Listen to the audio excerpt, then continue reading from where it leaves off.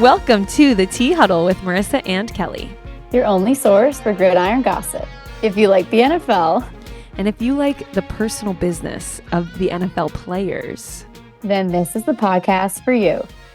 Okay, you might notice things maybe sound, hopefully not sound, but maybe look a little bit differently. This is our first remote episode. Oh yeah, the playoffs really inspire you to take on a new challenge, and for us, it's going remote.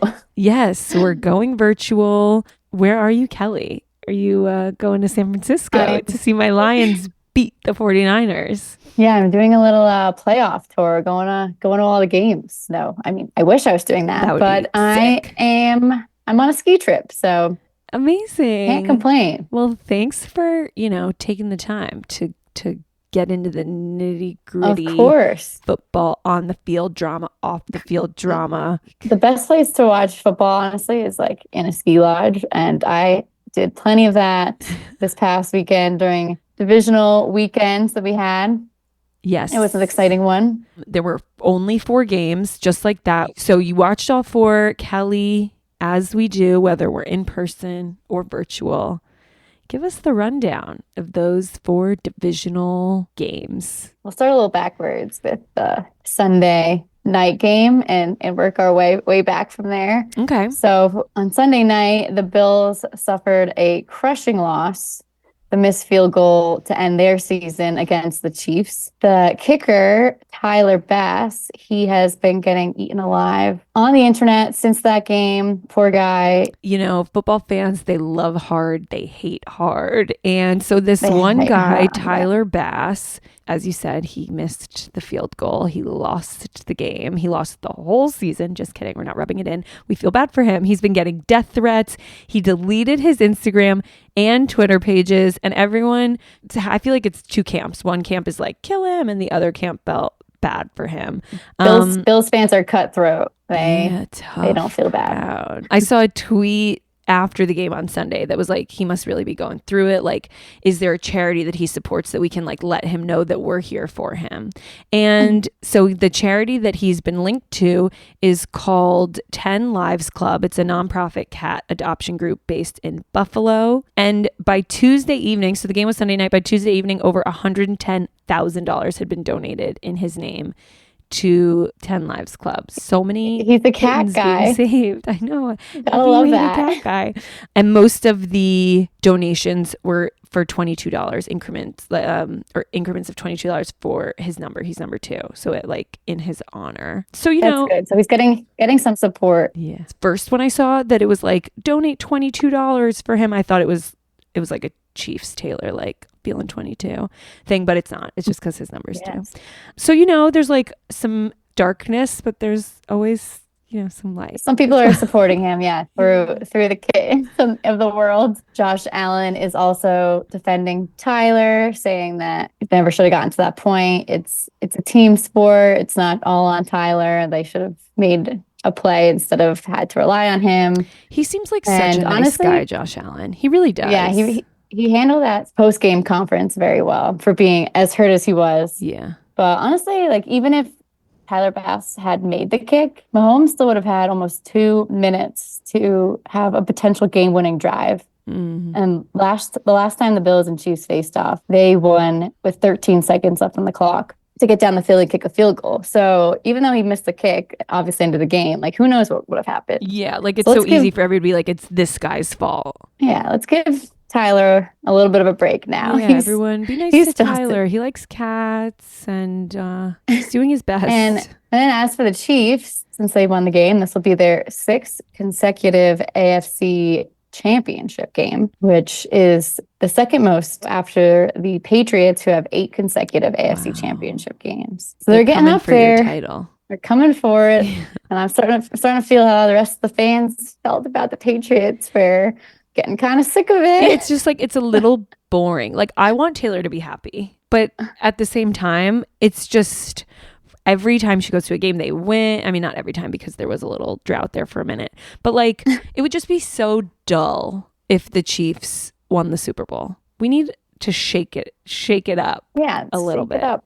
That was going to be almost a shake it off reference. A team who almost shook it up this past weekend was Green Bay. They almost upset the 49ers, but again, another missed field goal by the kicker Anders Carlson, and then an ugly interception thrown by Jordan Love really sealed their fate. They ended up losing to the 49ers, but it was close. I was hoping for a little shakeup there. Yeah, definitely. We love an underdog. And then, of course, your Lions, they are dominating. Let's go Lions. They're moving on. So they'll take on the 49ers next week. And then Baltimore also crushed Houston, and Lamar's looking more and more like an MVP. I think he might get that title again. We'll see, but he's crushing. I'm putting my manifestation energy towards a Lions-Ravens Super Bowl. So everybody please join me. I feel like that's the most interesting outcome here. Yeah. But like also do whatever you want. You know, I can't control who I'm rooting for the Lions all the way. Let's go. Let's go. Another player person who was looking like an MVP this past weekend was Jason Kelce. He was living his best life out there. Star of our screens, of our Twitter feeds, of our TikToks. What a guy. Oh, yeah. Yeah, it looks like he's enjoying retirement. I'm not sure. We're not sure yet. It hasn't been announced, but yeah, well, he's definitely enjoying the off season. Yeah, off season. He's chugging beer shirtless. He's jumping out of the suite. Yes. So from the Swiftie side of things, there, as we talked about last week, there were some rumors that Kylie Kelce, Jason's wife, wasn't a fan of Taylor, she has said something about not liking the spotlight, and people are taking that to mean she doesn't like Taylor. So there was a lot of anticipation about this game because Jason alluded to the fact that he was going to go. Are we going to see Kylie and Taylor together? Are we going to see Jason and Taylor together? Is everyone going to be a happy family? Yeah. The answer is yes. Happy family. We got videos through the box of Jason and Taylor hugging. We got a picture of Kylie and Taylor together. It just seems like they had the best time. I think Taylor was getting heckled pretty hard by fans. I was reading stuff today that she normally leans out of the box, especially at Arrowhead, but she was much more in the back today. I think people were just screaming things at her. And the Bills stadium, I read, was playing all her ex-boyfriends and Kanye West. They were playing John Mayer, Harry Styles, 1975, Jonas Brothers, Calvin Harris, just I guess taunting her or taunting Travis and the Chiefs in general. That's hilarious because Bill's Stadium, Highmark Stadium, had a special menu this past weekend that had Taylor Swift food items like Bad Blood waffle fries and a karma quesadilla on their menu. So they seem a little bit conflicted about what's going on. Honestly, anything to get the money, I guess. They're just trying to capitalize on the Swiftie NFL storm that's been brewing all season. Oh, but then I'm sure everybody saw, it's been everywhere, that one little girl fan outside of the box held up a sign that said I love T Swift, and shirtless Jason Kelce leaps out of the suite and says, oh, we're going to show this to Taylor. And from one angle of the video, you can see him lifting her up and Taylor waving at the little girl. It's so sweet. Very cute. He's such a girl dad. He's such a girl dad. So we're still unsure of Jason's status for next year, but the head coach picture for next season just gained a lot of clarity since our last episode. We have a few updates to share. I'll run through a list here. Yeah, break Antonio it down. Pierce, he was just hired for the head coach role for the Las Vegas Raiders. He took over after McDaniels was fired, and he's staying, which the players seem to love him. Max Crosby said he wouldn't return to the Raiders without him. So that just shows how all the players are supporting that decision. I love that. Mike McCarthy, coach of the Dallas Cowboys, we were unsure what his future would hold after their loss in the playoffs, but it seems like he is remaining head coach. So his future is a little bit more certain now. People don't seem happy about that. People want him out. Nick Sirianni is another one. He's most likely remaining with the Eagles, although some of his fellow coaches, specifically defensive coordinator, wouldn't be surprised if they get the axe. Matt Patricia there. Yeah, the way I read this was basically that the owner, the GM, was like, you can stay if you fire all of the people below you, which, as I understand it, most coaches bring on the offensive and defensive coordinators. So it was like, let these other guys take the fall and you can keep your job. And he was like, yeah, I'll do that. Sounds good. Sounds good. Yeah, which Matt Patricia, he's had like a rocky few years, but now that Bill Belichick's a little undecided too. I wonder if he'll take Matt Patricia back as a coach because they've worked together previously. Yeah, Bill Belichick, we'll see what he ends up. The only team he's met with still is the Falcons. It seems like no one else has interviewed him yet, which I'm a little shocked about. Yeah. I mean, maybe he doesn't get hired anywhere, but I would be shocked crazy. about that. Yeah. Although crazy things happen in this NFL world. Seriously. Mike Tomlin, he is remaining the coach of the Steelers as of now. He was another one that we weren't sure of his fate last episode. And then the most likely coach for the LA Chargers seems to be Jim Harbaugh, who's brother of coach of the Ravens. He's been interviewed with the Chargers a few times. Seems like they might move forward with him. Although I wouldn't be surprised if Bill Belichick also goes for an interview with the Chargers. So maybe he wants to switch it up from cold New England to sunny California. Yeah, who wouldn't? I like the idea of two brothers coaching, like having them play against each other would be exciting. And their dad, I think, was also a coach of something, either college or... Yeah, and Jim, he just won a college championship with Michigan.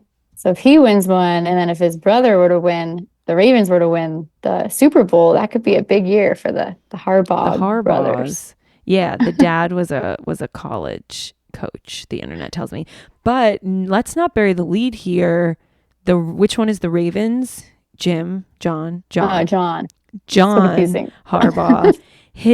Every time they've won one of these postseason games or like a game getting them close to postseason, the videos that come out of their locker room, that man is dancing like he's that was so never funny. danced before. He just looks like he's having the best time, just like pure joy emoting from his dancing. It makes me want to dance. So I like him. He's my favorite Harbaugh. Yeah, he's like a fun coach to work for based on those videos of him dancing in the locker room. Yeah, everyone should Google that. If not, if you haven't seen it yet, if you need a little joy in your day.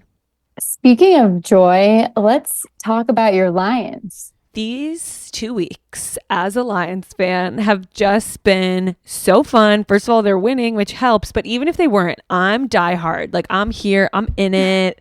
You know, rain or shine, win or lose, I'm committed. I do feel like I need to be getting to know the players a little bit more. So when I was watching the game, I was Googling everybody. Like, anytime somebody caught the ball or scored a touchdown or like did something, I'm Googling them. And I have a couple early favorites. I mean, I'm going to love them all because they're all, you know. Yeah, anyone, I want to hear, like, these are the jerseys you're going to get is one of these players.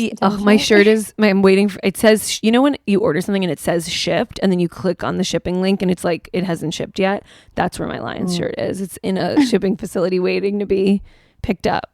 Anyway. So first I saw online before I started Googling my players and getting to know them in the game, Amon-Ra St. Brown. He is, I think, their star wide receiver. He's easy to spot because he dyed his hair Lions blue for the postseason. And you may have seen this on Twitter, so I did it. It went a little bit viral. There was a guy who posted that his father, who's a lifelong Lions fan, not just 2 weeks like myself, but, you know, I have like a long way to go. I'm gonna be in it forever. But anyway, that his dad, who's a lifelong Lions fan and is currently in hospice, also dyed his hair blue, like in solidarity with St. Brown, in support. And so I saw that St. Brown then responded to the tweet with just like the crying eye heartfelt emoji. And then I saw that this past week he sent him a signed jersey, and in the numbers he wrote, "To Larry, the man, keep being a beast, best fans in the world, one pride." Aww. Best That's so sweet.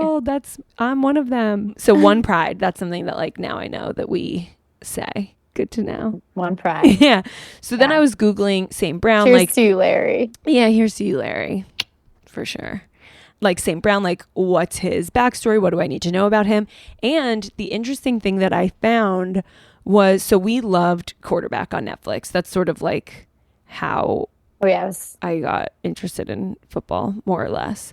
prior to the season, that was big. Loved quarterback. Yes. And apparently it seems like maybe nobody is agreeing to be on season 2.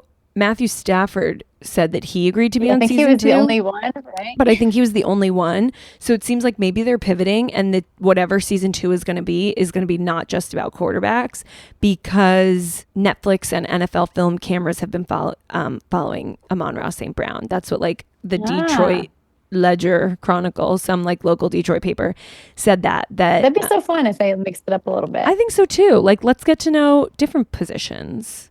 Yeah. The intricacies. Everyone's important out there. Yeah, so we might get to know a lot more about Amon-Ra St. Brown in the years to come. One thing I know about Amon-Ra is that he has a brother in the NFL too. His brother is Equanimous St. Brown. He is a wide receiver for the Bears, so they are now competing in the same division. Oh, division rivalry.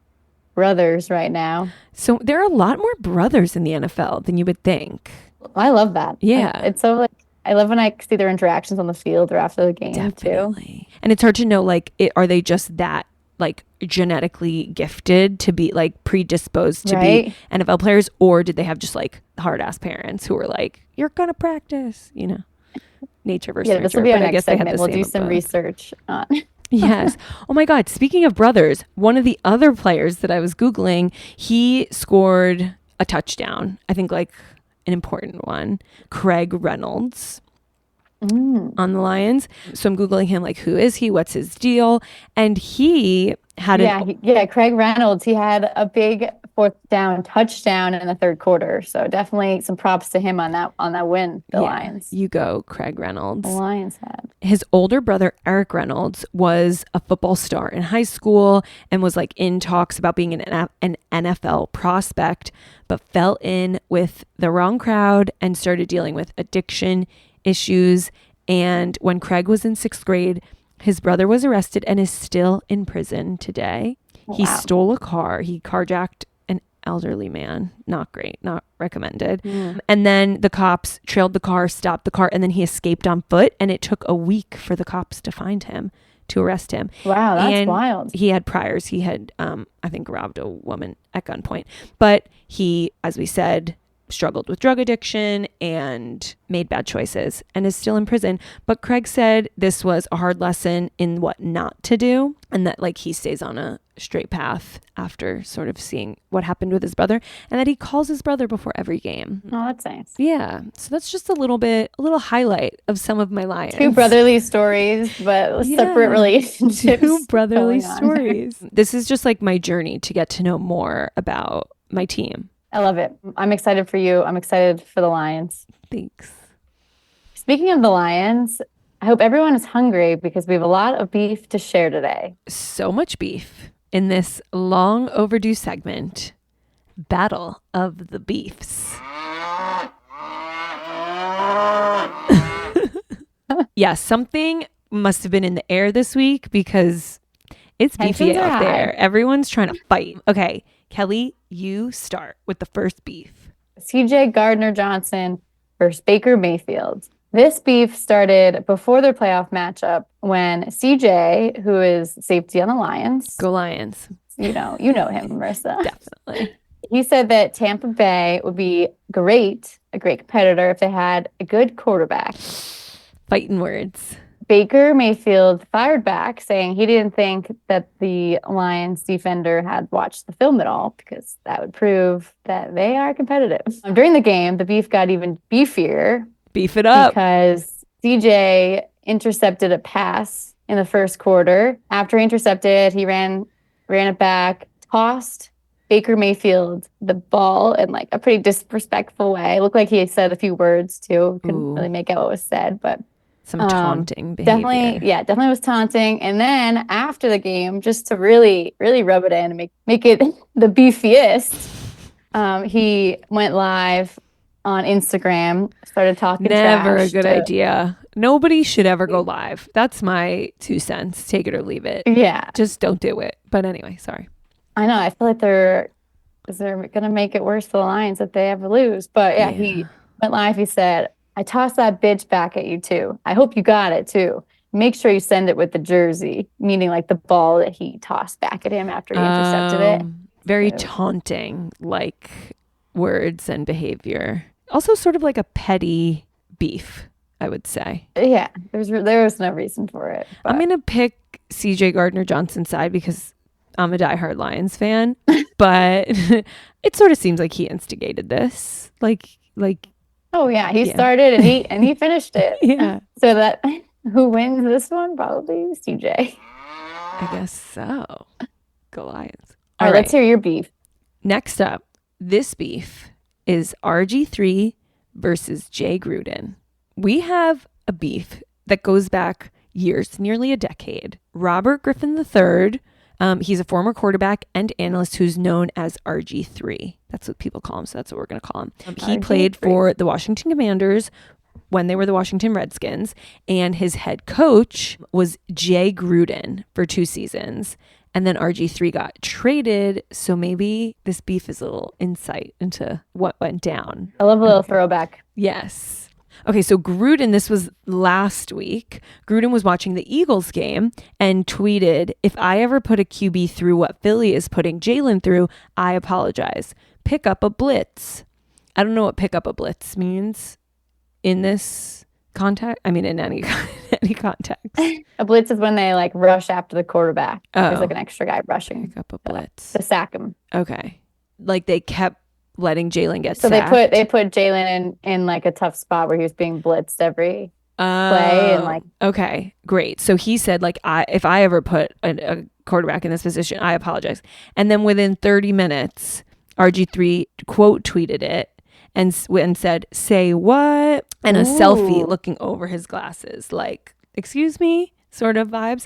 You would have thought maybe it just ended there. One stone thrown, not this beef. And then the coach responds, "You weren't prepared, Robert." And RG3 says, "You told me you didn't know how to coach a QB who could throw and run like me. So it looks like you weren't prepared, Jay." I feel like you don't call a coach by his first name. That's like, you're like saying, I don't look at you as a coach. Oh, I kind of like how RG3 stood up for himself. Yes. And then I can't believe he like went back at him. And then the next day, the coach responded. So like he must have, blown off some steam, like taken a lap around the house, maybe like written in his notes app, took a break, like looked back at it. And then what he tweeted out the next day was, "You are right. We didn't have a good enough staff. Sorry. Hope all is well with ya. Yeah, Y-A." Oh. I feel like the yeah feels very intentional. It's like casual. We're all good. Like, hope all's well with ya. Well, it's not. All is not well with ya. So RG3 took to his YouTube channel and got into the 2015 dirt. He said he remembers it vividly, that there was a press conference when he called out his team because the coach had asked him to. But then when they asked Gruden about it, he didn't have RG3's back. Like he left him out to dry. And then in response to that, okay, so Kirk Cousins, Kirk Cousins was on the team at the same time. I don't know. It's 2015. I wasn't a football fan then. But so then Jay Gruden responds to the YouTube video and says, "You weren't good enough. Kirk was better. Cleveland didn't want you. Baltimore didn't either. Quit blaming me." He ended up deleting that tweet. But the internet is forever. And so is the Tea Huddle. And we're talking about it. So after that YouTube video, the coach replied to it? Yeah, he tweeted out. He's not getting over it. No, but then he deleted his tweet. Somebody must have been like, "You're being dramatic." But then whatever Kirk article was better. That is like, you don't say that as a coach. Isn't that crazy? You weren't good. Quarterback. He said you weren't good enough, period. Kirk was better, period. Cleveland didn't want you.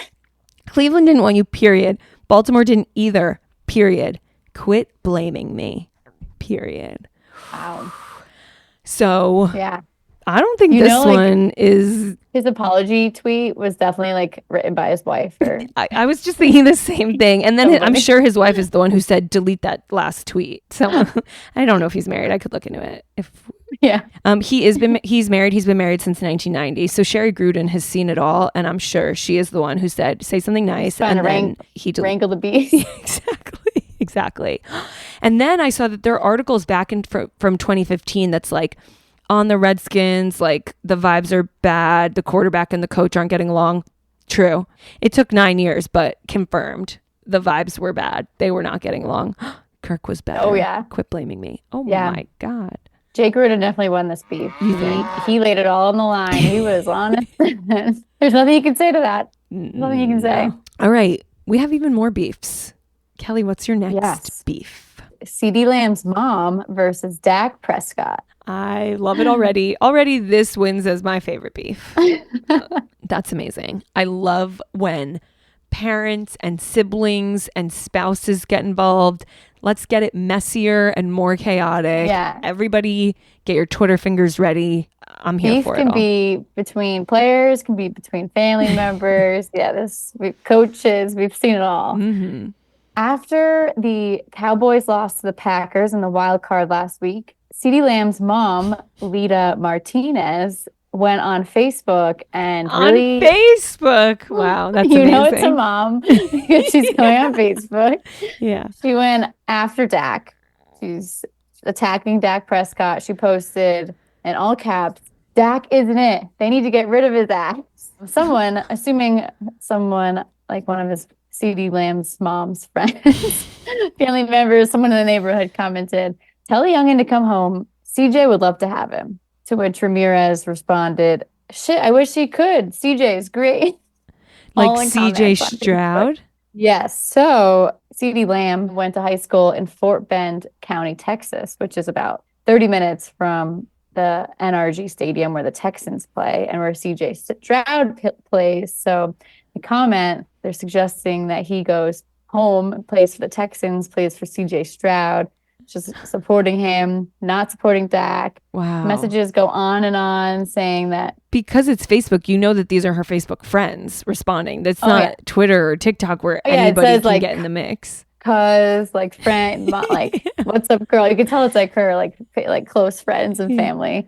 She keeps going. She says, it's the guys on the team that want a ring. They work hard to get a ring, and he don't want a ring. Dak Prescott don't want a ring. So she's really going after him, and we'll see if he takes his mom's advice and starts to play for the Texans, gets traded to the Texans. CeeDee Lamb has not commented on his mom's Facebook outburst. We don't know if he agrees with this beef, but yeah, I wonder if he reached out to Dak at all and was like, sorry, my mom went off on Facebook and it got picked up. So somebody who's her Facebook friend screenshot this and put it online. That's how we know about it. If we know about it, Dak Prescott must know about it. And I just wonder, I mean, it doesn't matter for locker room vibes right now because their season is over, but having to be like, hey, like, sorry, my mom was talking shit about you on her Facebook page.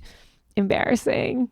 Yeah, they have some time to cool off at least now that they're out of the playoffs. But this beef has a clear winner because one side didn't respond because he's not Facebook friends with Miss Ramirez. So I'm calling the winner of this beef is CeeDee Lamb's mom.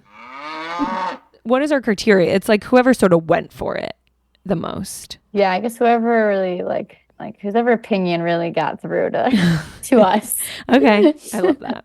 All right, we have one last beef on this segment of Battle of the Beefs. And this one is Cole Beasley versus the internet. So Cole Beasley, you might not know who he is because he is an unsigned jerky loser. But he's a former Bills player who got Marisa the internet versus the internet and Marisa. He's a former Bills player who got released from the Giants practice squad earlier this year. So that's just like telling us all we need to know. I could be on the Giants practice squad. Just kidding. So, he has like a lot of time on his hands. He's not playing any football. And he decided the best way to spend his time was picking a fight with the whole internet. Last week, out of nowhere, unprompted by anything, he tweeted, "What's up with all these dudes painting their nails nowadays? That ain't it. ... Tons of people had issues with this, including his former Bills teammate, Kenny Britt, who said it's color on nails. That's like asking someone what's up with these dudes getting tattoos, self-expression. And yeah, there you go. Yeah, there you go. And Beasley said, I disagree. Tattoos tell a story based on the image you get. Painted nails have no image. What exactly are you expressing? Because I can only think of one thing. LOL. Oh, man. The LOL is giving me homophobia. It's giving me just asshole. Who gives a shit? Right. Yeah. Then Cole Beasley went on to quote tweet all kinds of things about triggering snowflakes and about saying he'll never change. He basically spent 3 days arguing with people in his comments. It's rude. It's annoying. And I think he sucks.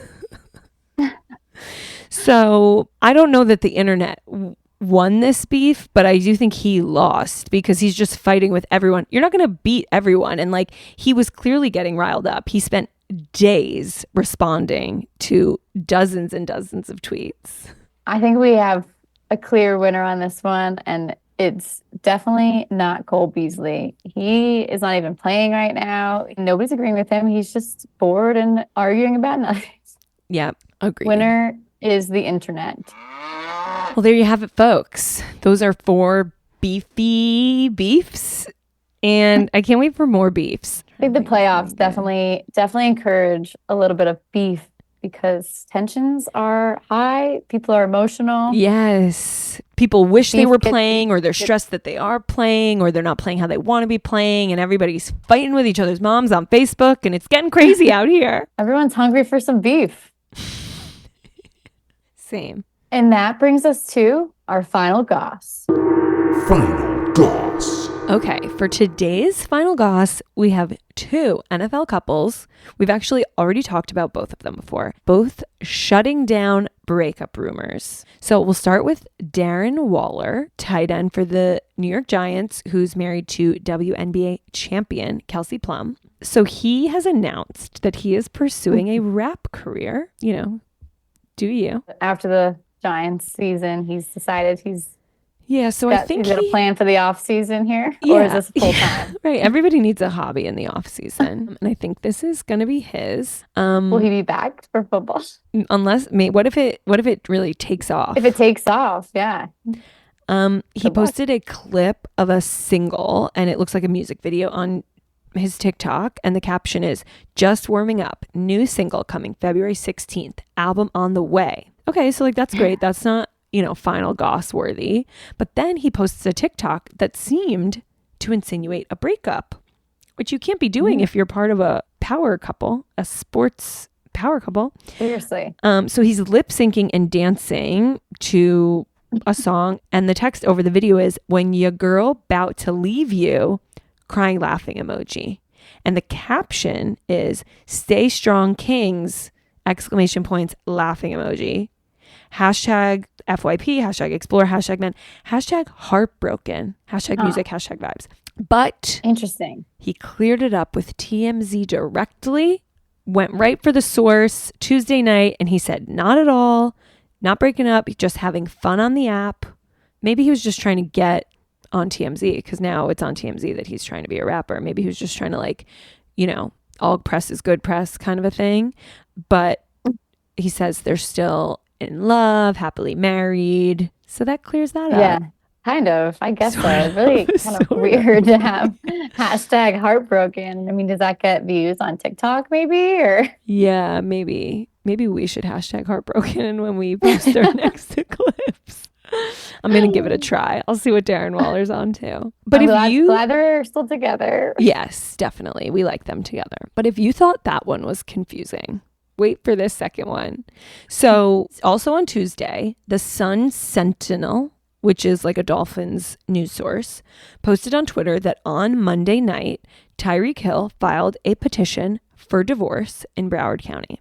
We've talked before about Tyreek Hill. He got married during his bye week this past season to Keita Vaccaro in November. So the Sun Sentinel tweeted this out and he responded to it and said, "Boy, no the heck we didn't, so don't put that in the air. We are happily married and gonna stay that way." So I'm like, oh my God, fake news is at it again. This is just like posting clickbait nonsense.